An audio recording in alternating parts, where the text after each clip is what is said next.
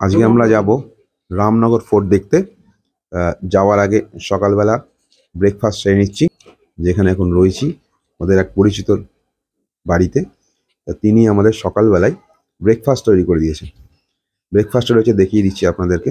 ব্রেকফাস্টে রয়েছে, এটা হচ্ছে আলু পুরি, মাখানা আলু পুরি। মাখানা আলু পুরির সঙ্গে আছে ধনিয়া চাটনি, সঙ্গে সিমই আর স্যালাড। এই হলো আমাদের সকালের ব্রেকফাস্ট, সঙ্গে জিলাপি, এখানকার ফেমাস জিলাপি। এটা হলো আমাদের সকালের ব্রেকফাস্ট।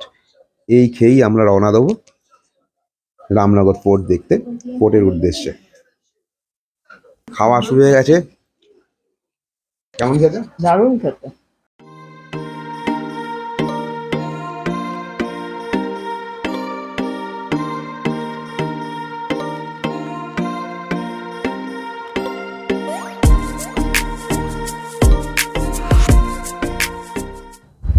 এখন আমরা বেরিয়ে পড়েছি রামনগর ফোর্টের উদ্দেশ্যে।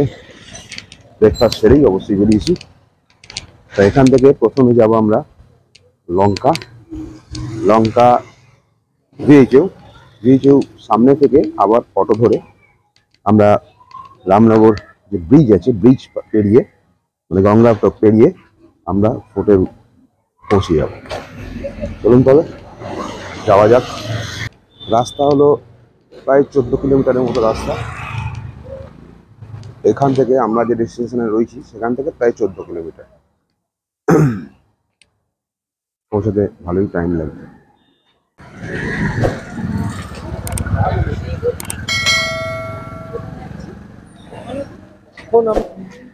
হ্যাঁ, আজকে আমরা যাচ্ছি হচ্ছে গিয়ে রামনগর ফোর্টের উদ্দেশ্যে। আজকে রামনগর ফোর্টটাকে দেখবো, আর অন্যান্য অনেক কিছু যদি দেখার থাকে দেখবো। সারাদিন ওখানকার লোকাল যে খাওয়া দাওয়া আছে সেগুলো করে সন্ধ্যাবেলার দিকে আজকে আমরা আবার বাড়িতেই ফিরবো। আমার এক বিশেষ বন্ধু, তার বাড়িতে আমরা আছি 3 দিন ধরে। বিশ্বনাথ প্রতাপ সিং তার নাম, উনি পেশায় একজন শিক্ষক।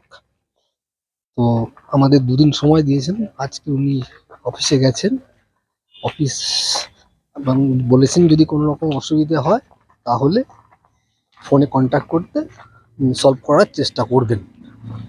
এই অবধি আজকে শুরু করি তাহলে আজকে আমাদের যাত্রা।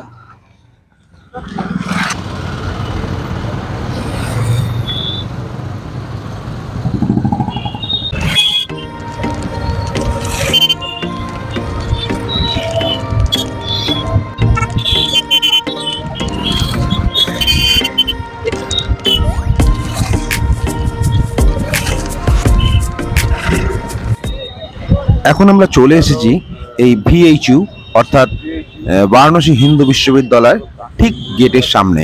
এটাকে অনেকে লঙ্কাও বলে থাকে, লঙ্কা নামে পরিচিত। আপনারা যদি মোটামুটি দশরথমেধ ঘাটের আশেপাশে থাকেন হোটেলে, তাহলে ওখান থেকে সোজা লঙ্কায় চলে আসবেন। ভাড়া পড়বে আপনার 40 থেকে 50 টাকা। ঠিক এইখানেই আমরা নেমেছি। অটো সোজা এসে এই স্ট্যান্ডেই আমাদের নামাবে, আর আমাদেরকে যেতে হবে ঠিক ওপারে। দেখতে পাচ্ছেন এই অটো স্ট্যান্ডটা দেখা যাচ্ছে, ওই অটো স্ট্যান্ডে যেতে হবে। এটা রামপুরের অটো ধরার জন্য, রামপুর ফোর্ট। এটা গঙ্গা টপকে অটোটা যাবে ওখানে। হ্যাঁ, তাহলে আমাদের এখানে এসে এবার ওপাশে যাওয়ার পর ওখান থেকে দেখা যাক অটোতে কি ভাড়া পড়ে। চলুন তবে আমরা যেতে শুরু করি ওপাশে। Ramnagar fort fort fort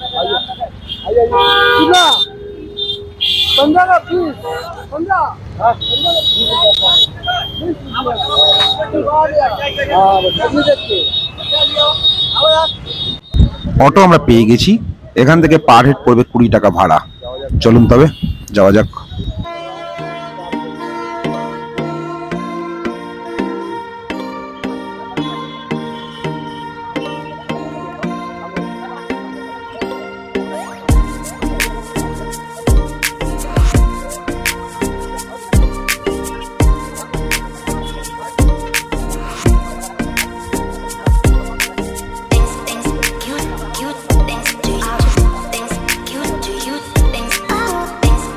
Cute,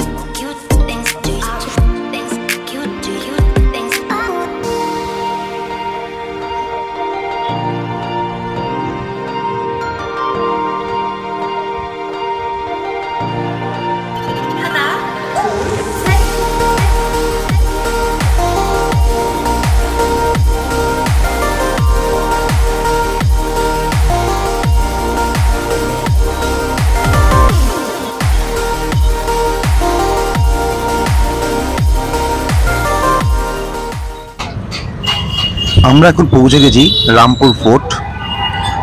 এই রামপুর ফোর্টের ঢোকার মুখে যে গেটটা দেখতে পাচ্ছেন, গেট আছে একটা। তারপর একটু সামান্য দূরে এগোলেই এখানে স্ট্যান্ড, এখানে শেষ আমাদের যাত্রা। ঠিক তার উল্টো দিকেই, অটো স্ট্যান্ডের উল্টো দিকেই হচ্ছে রামপুর ফোর্টের মেন গেট। এই দেখুন, রামপুর ফোর্টে হচ্ছে মেন গেট। খুব সুন্দর দেখতে, ঐতিহাসিক জিনিস, দেখতে খুবই আকর্ষক। চলুন তবে ভেতরে প্রবেশ করা যাক।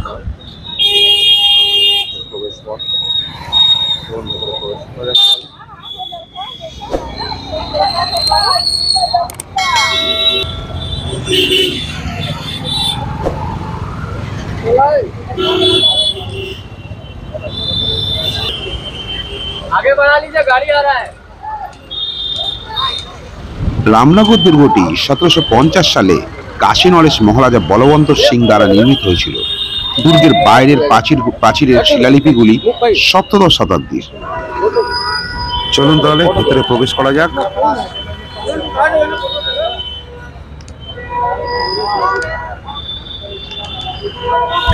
দুর্গটি বারাণসী ঘাটের বিপরীতে গঙ্গা নদীর পূর্ব ডান তীরে একটা মনোরম স্থানে অবস্থিত। এটি বারাণসী থেকে 14 কিলোমিটার অর্থাৎ 8.7 মাইল এবং বেনারস হিন্দু বিশ্ববিদ্যালয় থেকে নবনির্মিত রামনগর সেতু দ্বারা 2 কিলোমিটার অর্থাৎ 1.2 মাইল দূরে অবস্থিত। সেতুটি নির্মিত হওয়ায় বিএইচইউ থেকে দুর্গে পৌঁছতে খুব কমই, প্রায় 10 মিনিট সময় লাগে। বারাণসীর দশাশ্বমেধ ঘাট থেকে দুর্গে নৌকো যাত্রা করে প্রায় 1 ঘন্টা সময় লাগে। এই দুর্গের ভেতরে একটি মিউজিয়ামও রয়েছে, আর এইটাই হলো সেই গেট, সেই মিউজিয়ামে ঢোকার টিকিট কাউন্টার। এখান থেকে টিকিট কেটেই মিউজিয়ামের মধ্যে প্রবেশ করতে হবে। এখানে নানা রকম মনোরম দৃশ্য দেখতে পাবেন, যেমন পুরানো জিনিসপত্র নিশ্চয়ই দেখা যাবে। আমি ভেতরে একবার যাই, গিয়ে দেখে আসি, তারপরে এসে আপনাদের নিশ্চয়ই বলবো। আর দূরে দেখা যাচ্ছে এখানে একটা কামান, চলুন ঘুরে আসি কামানের কাছ থেকে। দেখা যাক, কামানটা অনেকদিন আগেকারের, যদিও পুরনো জিনিস, ঐতিহাসিক সম্পদ। দেখা যাক গিয়ে, সামনে গিয়ে। চলুন আপনাদেরকেও দেখাবো, সঙ্গে থাকুন।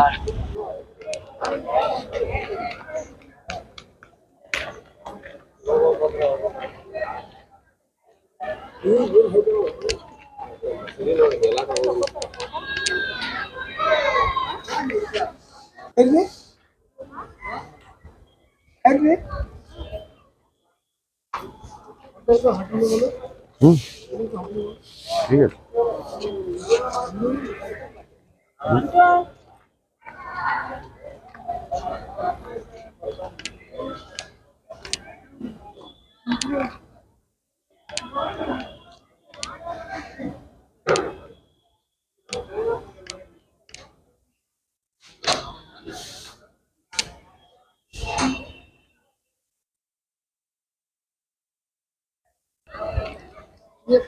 কোটের মধ্যেই রয়েছে দুধারে দুটো কামান, এপাশে একটা, ওপাশে একটা ছোট কামান দেখতে পাচ্ছেন বন্ধুরা।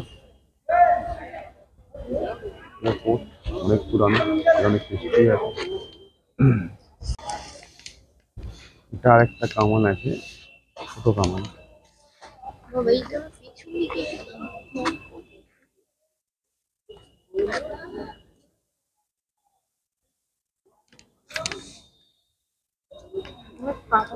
ভালো করে রেখেছি।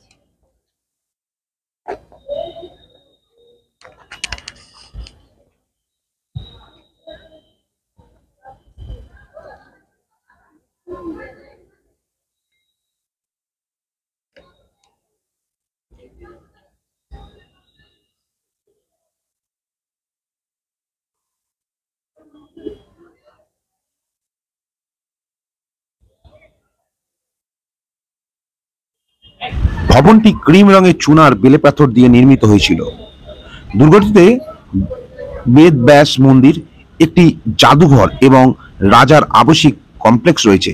এছাড়াও দক্ষিণমুখী হনুমানের একটি দক্ষিণমুখী মন্দির রয়েছে। দুর্গটি বন্যার উচ্চভূমিতে নির্মিত হয়েছে। দুর্গে অনেক খোদাই করা বারান্দা, খোলা উঠোন এবং প্যাভিলিয়ন রয়েছে। কাঠামোর শুধুমাত্র একটি অংশ জনসাধারণের দেখার জন্য উন্মুক্ত, কারণ বাকি অংশটি কাশী নরেশ এবং তার পরিবারের বাসভবন। মহারাজা যখন তার প্রাসাদে দুর্গে বাস করেন, তখন দুর্গের পতাকা উত্তোলন করা হয়। দুর্গের মধ্যে প্রাসাদের দুটি সাদা টাওয়ার রয়েছে, যেগুলোকে ধাপে ধাপে ফ্লাইটে প্রবেশ করানো হয়। ধাপের ফ্লাইট শেষে একটি খিলান পথ এবং অনেক উঠোন রয়েছে, যা সাদা টাওয়ারের দিকে নিয়ে যায়। টাওয়ারের একপাশে মহারাজার ব্যক্তিগত বাসভবন, অন্যদিকে দরবার হলো ও অভ্যর্থনা কক্ষ রয়েছে। দরবার হল ও অভ্যর্থনা কক্ষ রয়েছে। দুর্গের দেওয়ালে একটি শিলালিপি প্রমাণ করে বেনারসের রাজার দুর্গবাড়ি, তার রাষ্ট্রীয় নৌকা সহ। চলুন তবে এবারে ভেতরে প্রবেশ করার জন্য আমরা টিকিট কেটে নিই কাউন্টার থেকে। এখানে হলো মিউজিয়াম। মিউজিয়াম প্রায় অনেক বড়ই, নিচের তলা উপরতলা মিলিয়ে রয়েছে, সময় তো লাগবেই। তবে চলুন টিকিটটা কেটে চটপট ঢুকে পড়ি ভেতরে। ভেতরে ক্যামেরা অ্যালাউ নেই, সেই জন্য ভেতরের দৃশ্য আপনাদের দেখাতে পারবো না। তবে বেরিয়ে এসে আপনাদের নিশ্চয়ই বলবো ভেতরে কি কি দেখলাম। চলুন তবে প্রবেশ করি। কত করে টিকিট নিল? আমাদের নিল গিয়ে 4 জনের 80 টাকা করে, এক একজন 4 জনের 320 টাকা। বাচ্চা 12 বছর অব্দি হচ্ছে গিয়ে 20 টাকা, 12 বছর পরে 80 টাকা করে। 80 টাকা করে। আর এখানে আছে ফরেনদের জন্য হচ্ছে 200 টাকা, আর বাচ্চাদের 100 টাকা।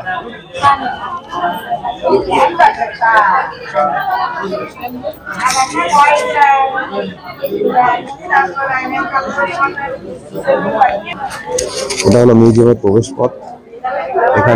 এখান থেকে প্রবেশ করে বেরোনোর পথ অন্য জায়গায়, আপনার আগে দেখিয়েছিলাম। আর ভেতরে ক্যামেরা অ্যালাউ নেই, তাই আমি যাই ভেতরে, তারপরে এসে আপনাকে আপনার সঙ্গে শেয়ার করবো কি কি দেখলাম। চলুন যাওয়া যাক।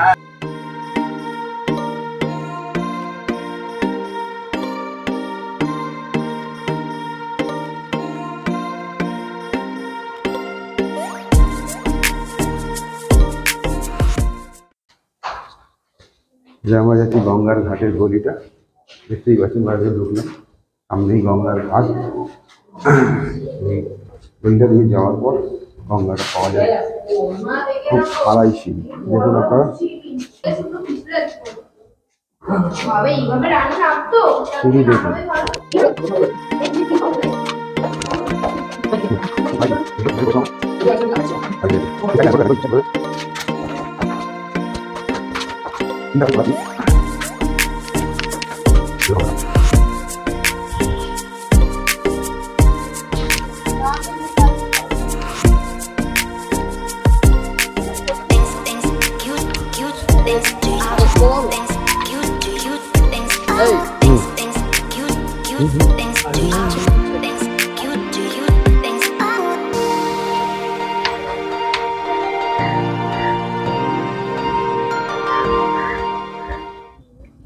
এটা হলো গঙ্গার ঘাট। এখান থেকে নেমে চান করার জন্য ঘাট। এটা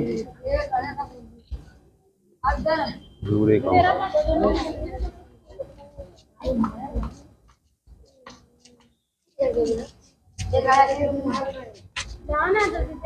এটা হলো ফোর্ট, কোথায় রামপুর ফোর্ট।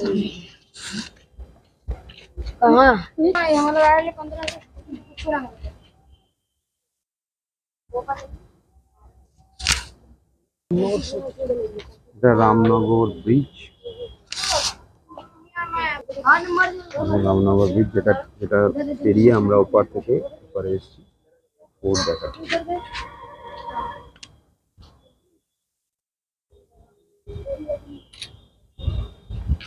এই হলো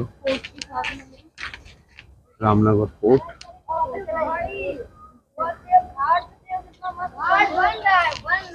इतना मस्त बने लगा। जब हम बनेंगे तो बड़ा कल आएगा बना तभी घाट। अबे भाई इतना मस्त बना, देखते थे खुद ही जा मर्जी पे साले। और देखी तो यार कंटिन्यू तो सही नहीं कंटिन्यू। এটা মন্দির, মেইন শিব মন্দির। ভেতরে দেখি গিয়ে শিব মন্দির।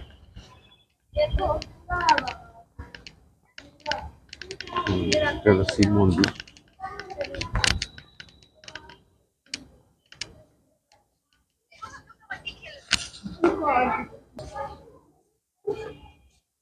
ভগবান শিব এখানে বিরাজ করে।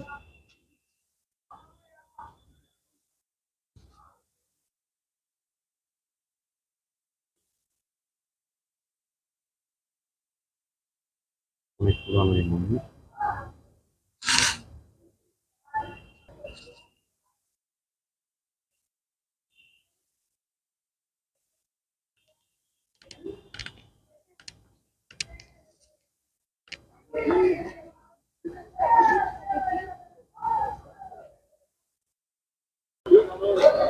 আমরা এখন কোর্টের মধ্যেই রয়েছি।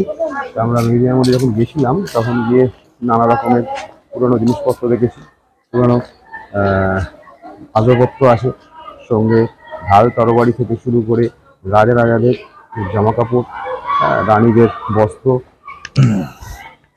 তারপর রয়েছে ডোনারি বন্দুক, কামান, তারপর যানবাহন, অনেক যানবাহন ভেতরে রয়েছে। তারপরে আগেকালে ব্যবহৃত জিনিসপত্র যেমন চীনামাটির জিনিসপত্র, হাতির দাঁতের জিনিসপত্র রয়েছে সেখানে। মিউজিয়ামের মধ্যে অনেক কিছুই রয়েছে, পুরোনো দিনের ঢাল তরোয়ার থেকে শুরু করে রাজারা যেটা বলে যুদ্ধ করতো, বর্ম, সেই বর্ম, হাতিকে যে পরানো হতো, হাতির লেজে কীরকম ধরনের জিনিস পরানো হতো, বা মাথায় মুকুট কেমন ছিল সেটাও ভেতরে দেখা যাবে। আর মধ্যে কথা হলো সব নিয়ে একটা পুরানো মানচিত্র ভেতরে ফুটে উঠেছিল। আর কোট, দুর্গ, এর তো অনেক ইতিহাস আছে, আপনার ইতিহাসটা তো বলছি, আপনারা শুনেছেন নিশ্চয়ই ইতিহাস। এখন আমরা মিউজিয়ামের বাইরে চলে এসেছি, মিউজিয়ামের বাইরে বেরিয়ে এসেছি। এবারে প্রস্থানের পালা, অনেক বেলাই হয়েছে, এসেছিলাম অনেকক্ষণ আগে, প্রায় 1-1.5 ঘন্টা হয়েই গেছে, কারণ এখানকার যে মিউজিয়ামের প্রিমিসেসটা অনেকখানি বড়, প্রায় চতুর্দিকে ঘুরে এসে শেষ করতে হয়।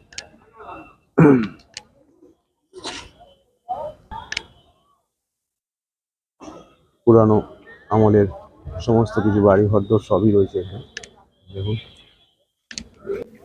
বন্ধুরা, কেমন লাগলো এই ভিডিওটি কমেন্ট করে জানান। ভালো লাগলে চ্যানেলটি সাবস্ক্রাইব করে একটা লাইক ও বন্ধুদের শেয়ার করে দিন। ভালো থাকবেন, সুস্থ থাকবেন, আবার দেখা হবে পরের ভিডিওতে।